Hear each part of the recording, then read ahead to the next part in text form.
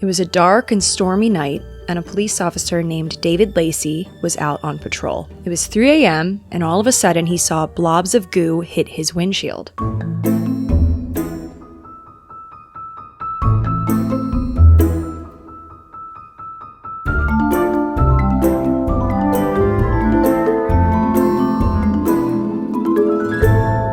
Why, hello there. Welcome back to Mystery for Two podcast. I'm Katie. I'm Jack.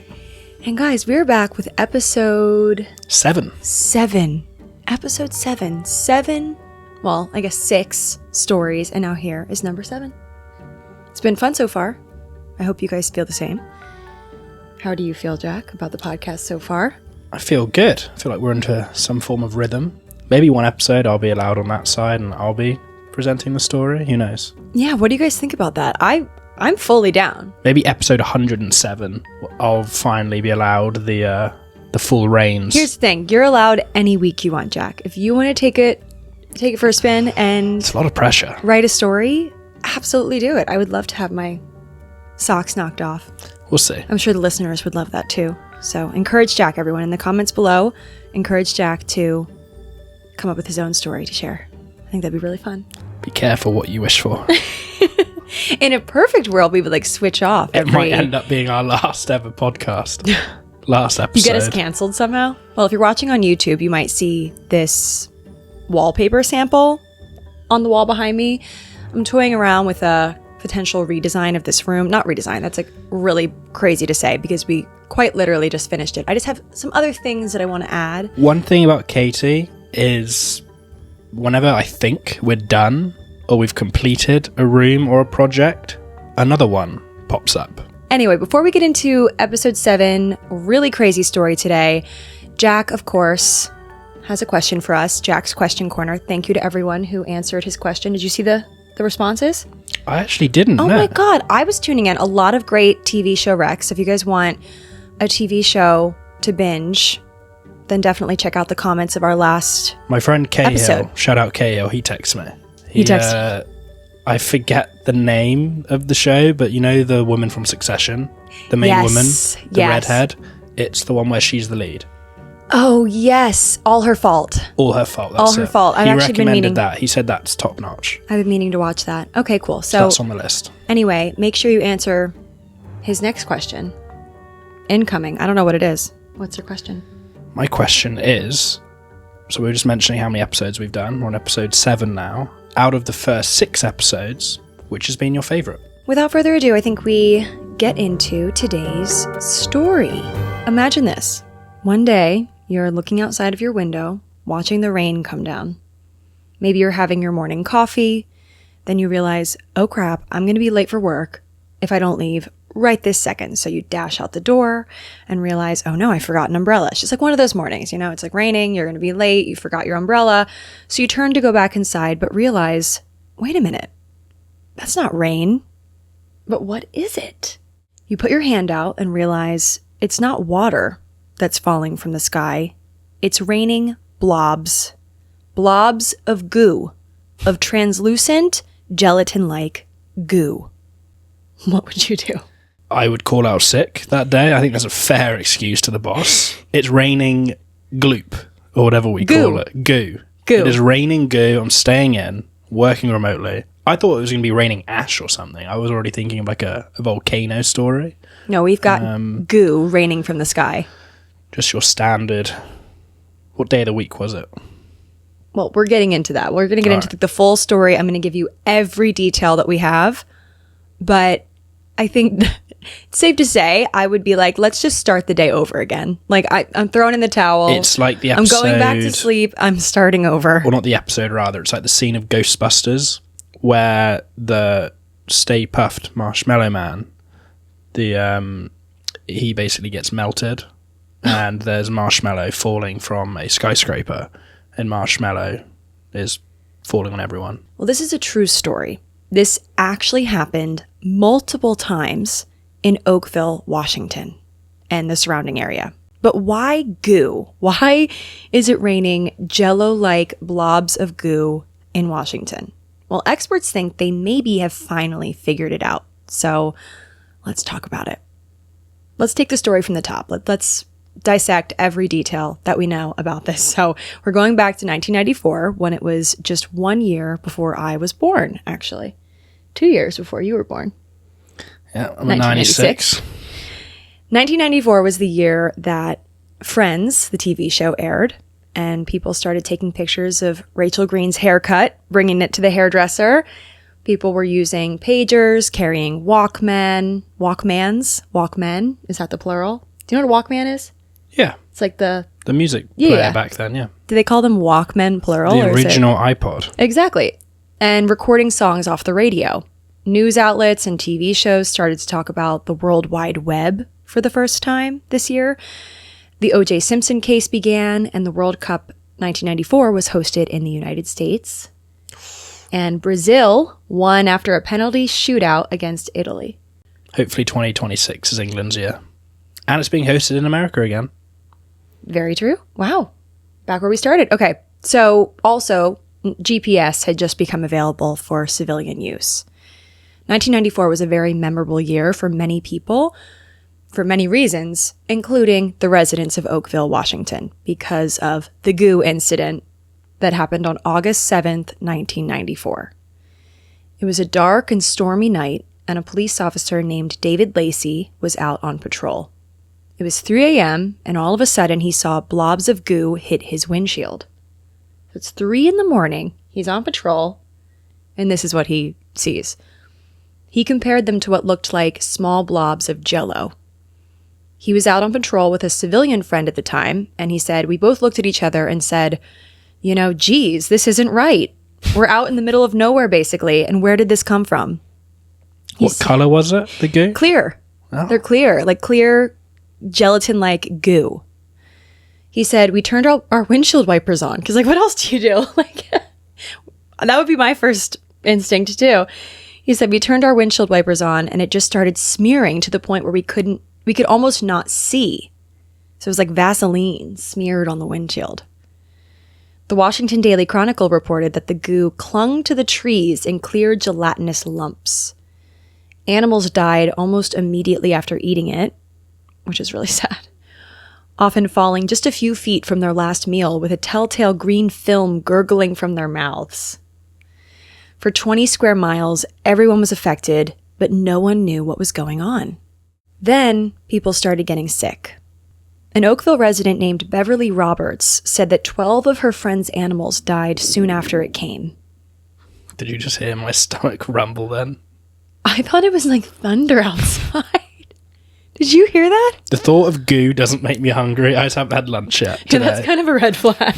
Yeah, but trust me, if the mic picked that up, goodness me.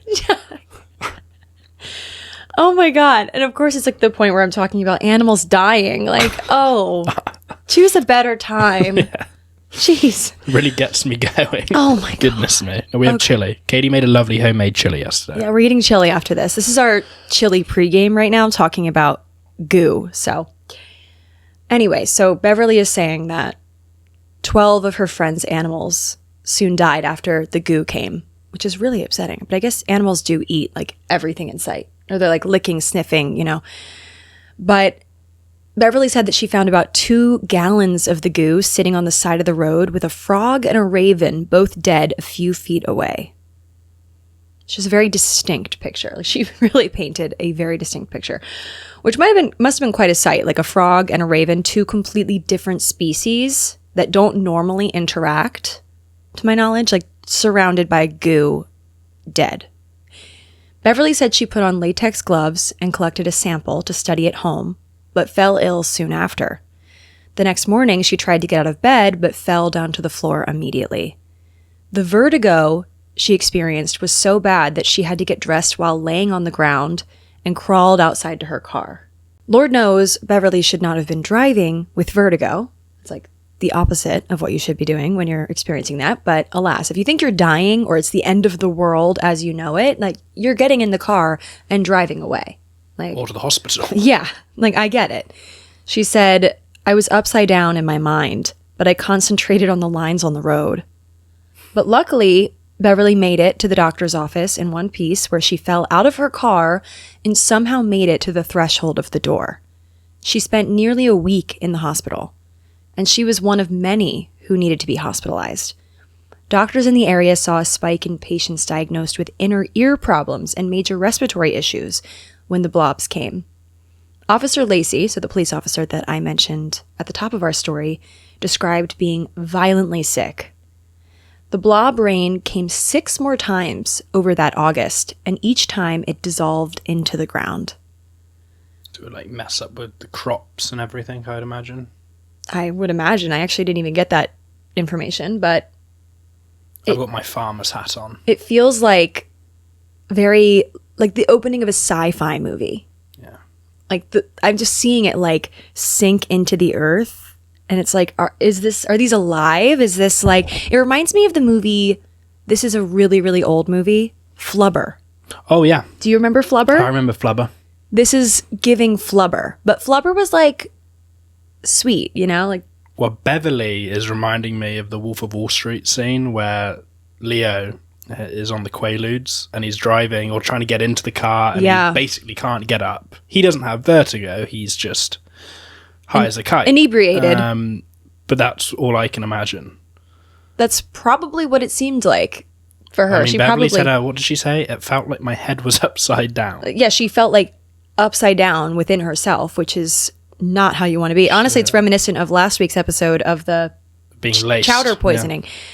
So, a mixture of Flubber and the Wolf of Wall Street. Yeah, just a little bit of both. A little bit of both in this story. So the blob rain, like I said, came 6 more times over that August, and then it stopped for 31 years. 31 years, no more raining blobs. But then in Rochester, Washington, so 8 miles away from Oakville, where the original blobs rained down, it happened again.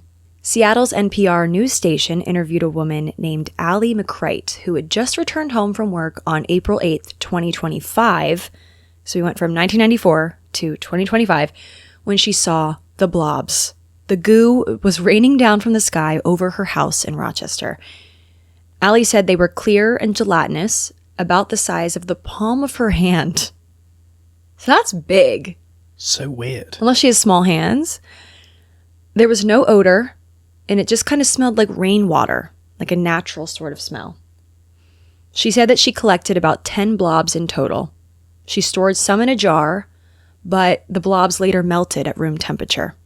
When the blobs of goo were first seen in August of 1994, they were about the size of a grain of rice, much smaller than what Allie collected in her jar.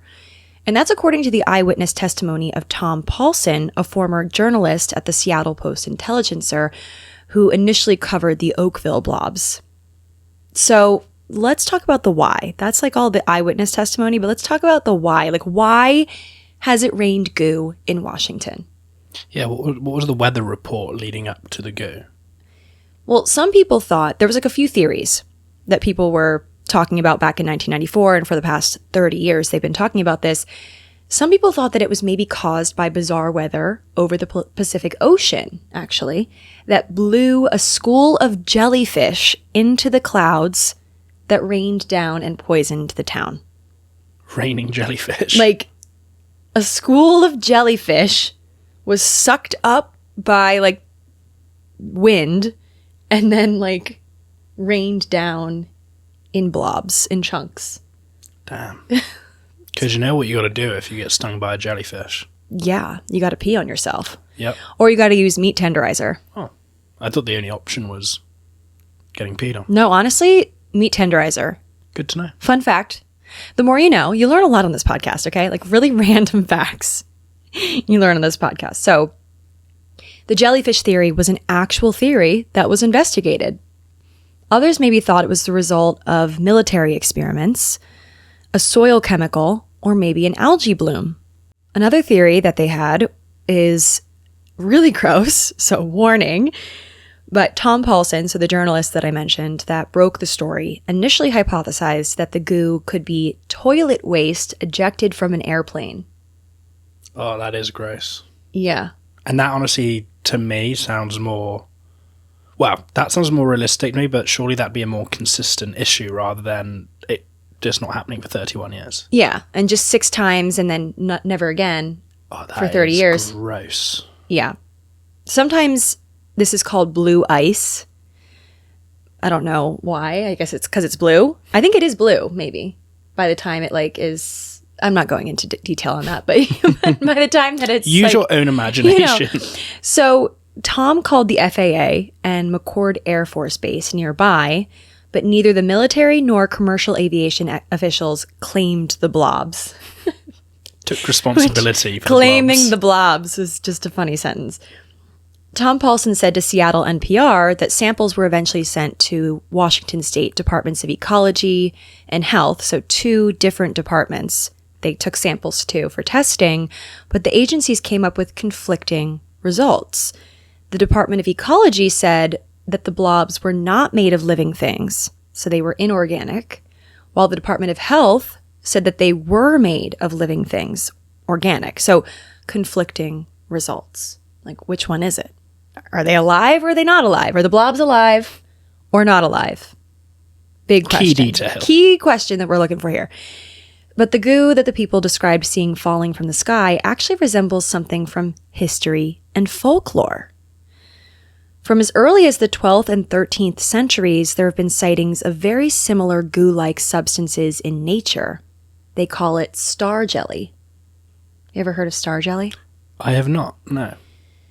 A medieval English physician named John of Gadsden mentioned something in his medical writings from long ago called Stella Terrae, which is Latin for star of the earth or earth star, and he described it as being a certain mucilaginous substance lying upon the earth and suggested that it might actually be able to treat skin infections. So picture like a blob of jello-like mucus.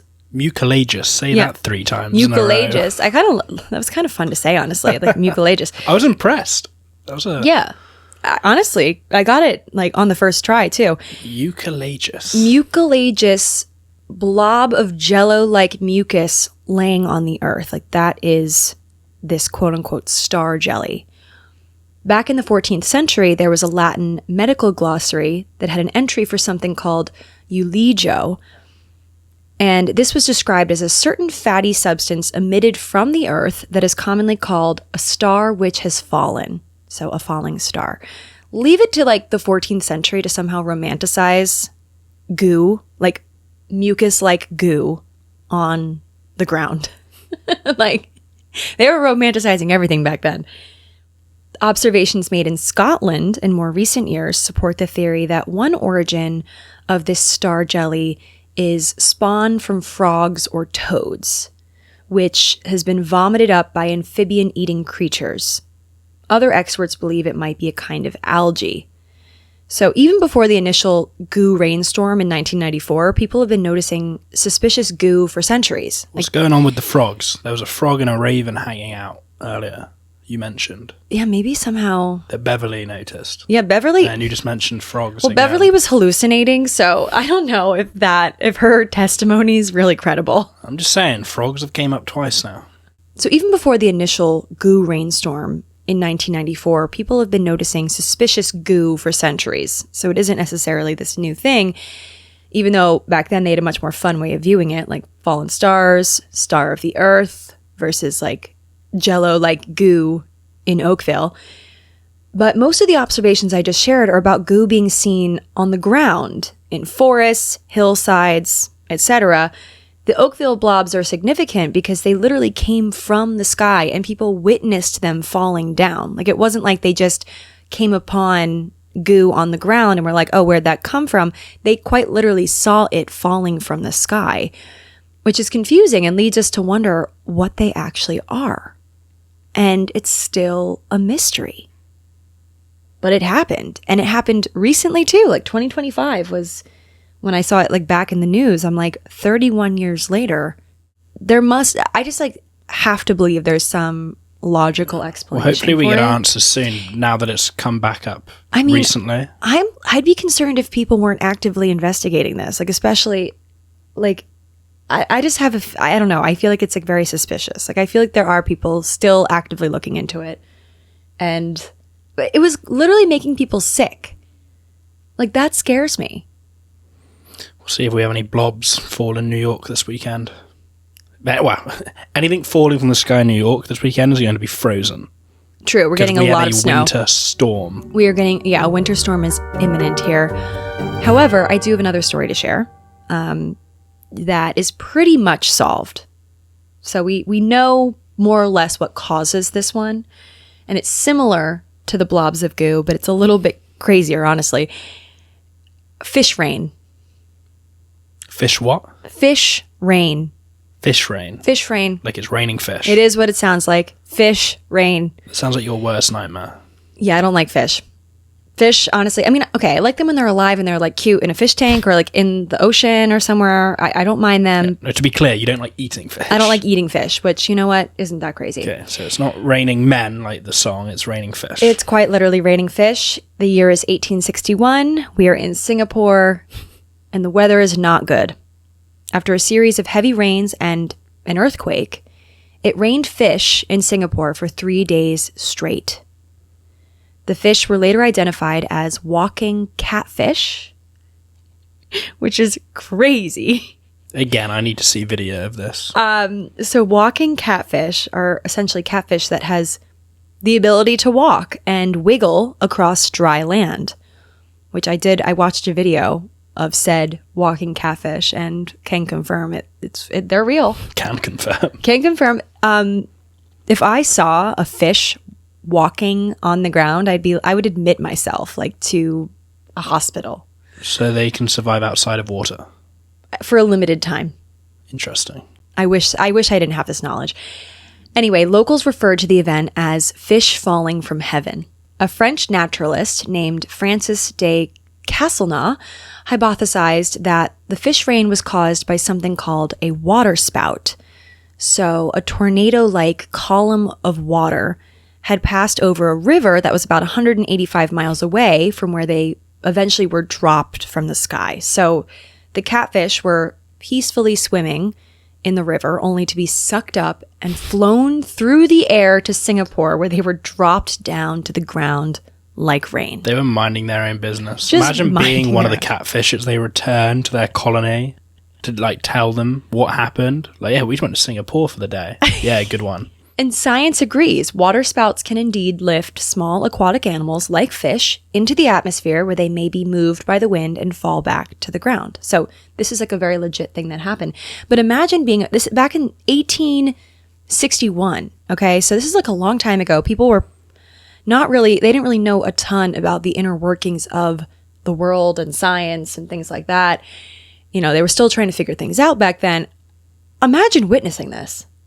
Like what you would think is actually going on, like supernaturally. This has happened hundreds of times in recorded history.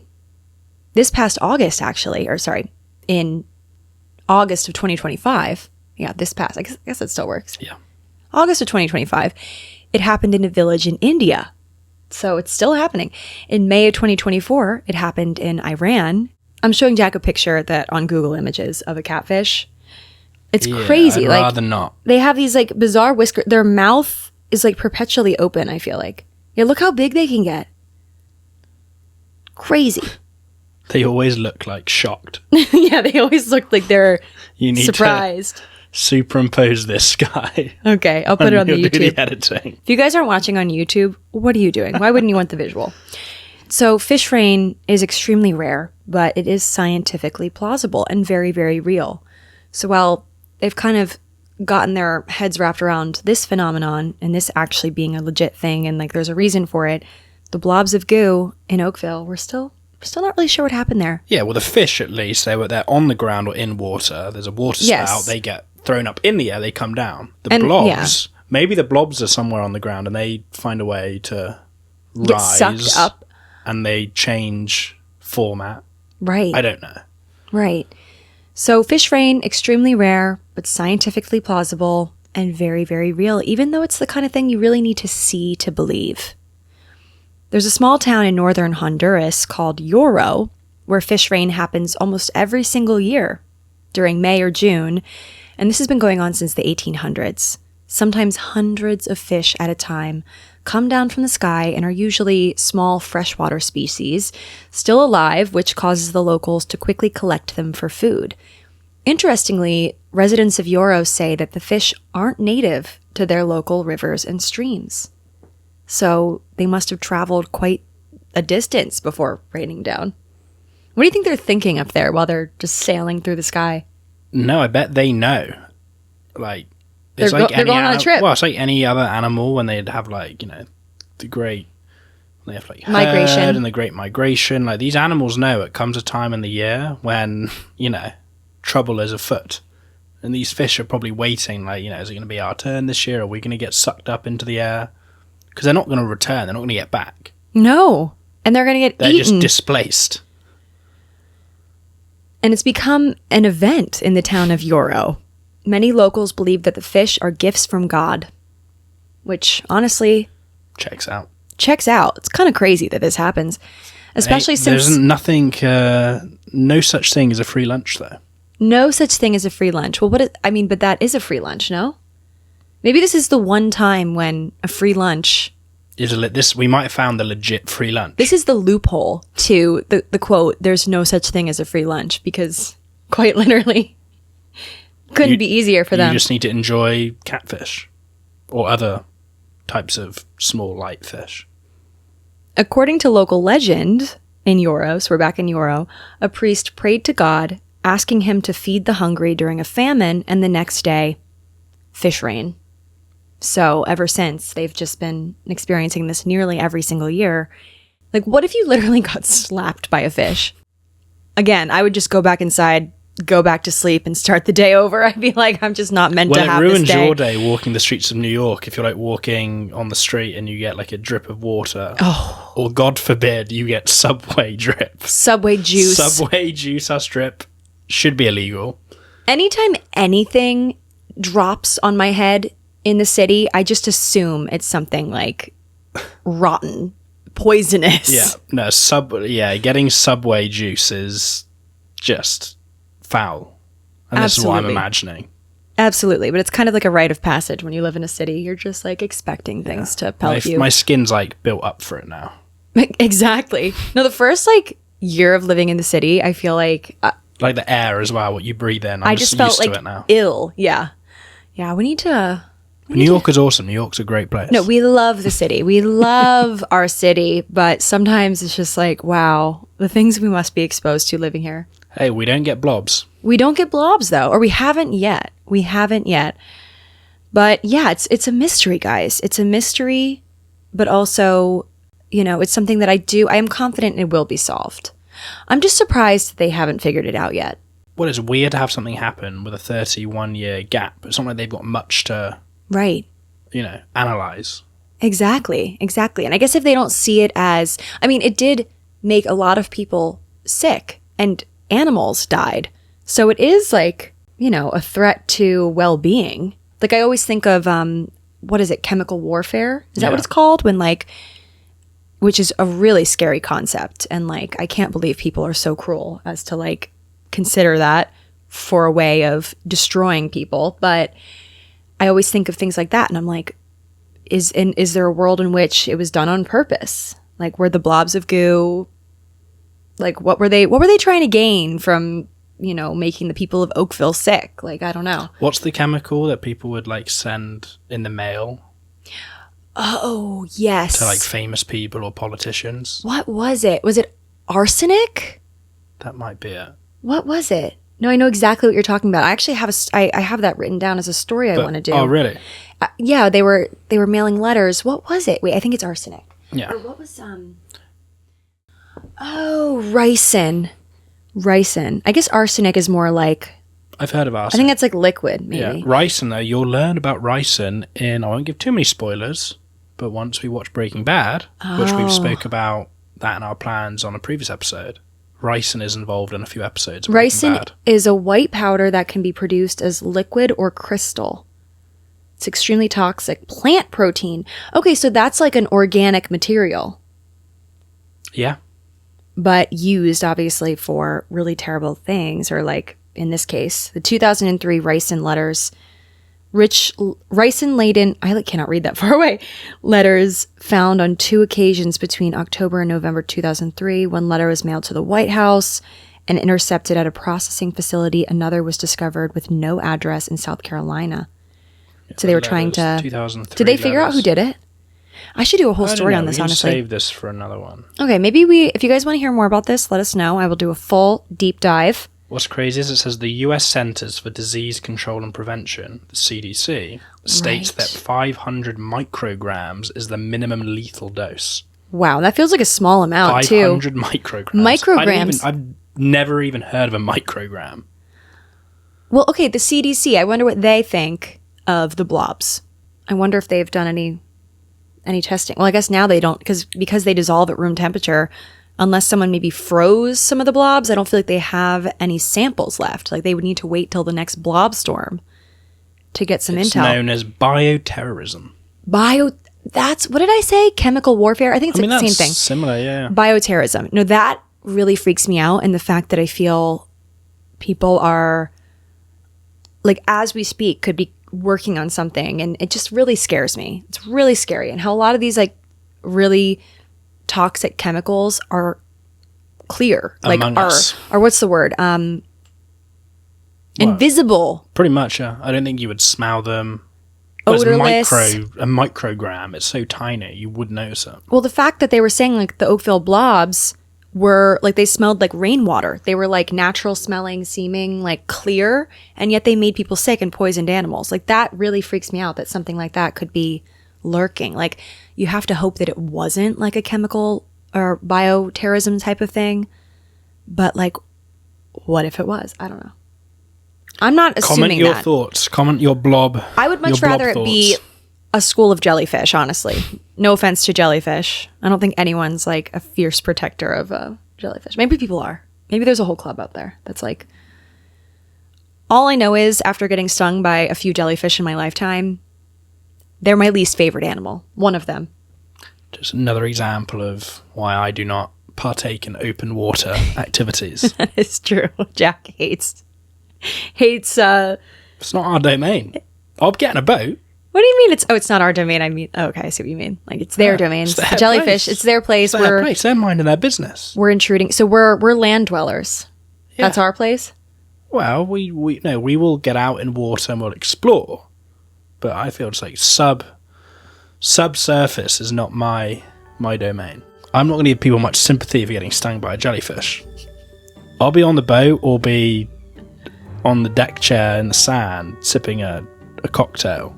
Okay. Not swimming. I'll get in a pool. I mean, you know what? 90% of the ocean is unexplored, so I don't blame you for that.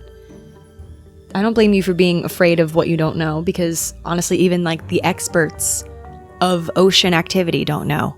But we balance each other out because you're like a natural. I love the ocean. You're an actual mermaid. I love swimming. I love snorkeling. I love all sorts I like watching like shark movies. I am interested in that stuff. And maybe I should be more fearful than I am. I'm like very trusting of the ocean. I'm like, everyone's, they're all just minding their own business, I guess. Until you're like in a position where maybe they're not. I'm referring to the ocean critters. Not for me. Anyway, that was our story today, guys. Or I guess it was a few stories woven into one about mysterious things that rain from the sky sometimes. And sometimes they're beneficial, like fish for a village.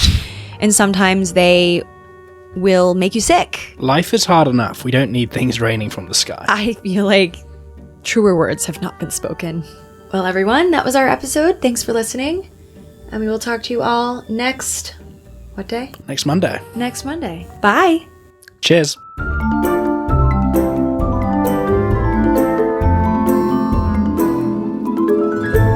was going to say a joke. I was going to say it's not bits and bobs, it's bits and blobs.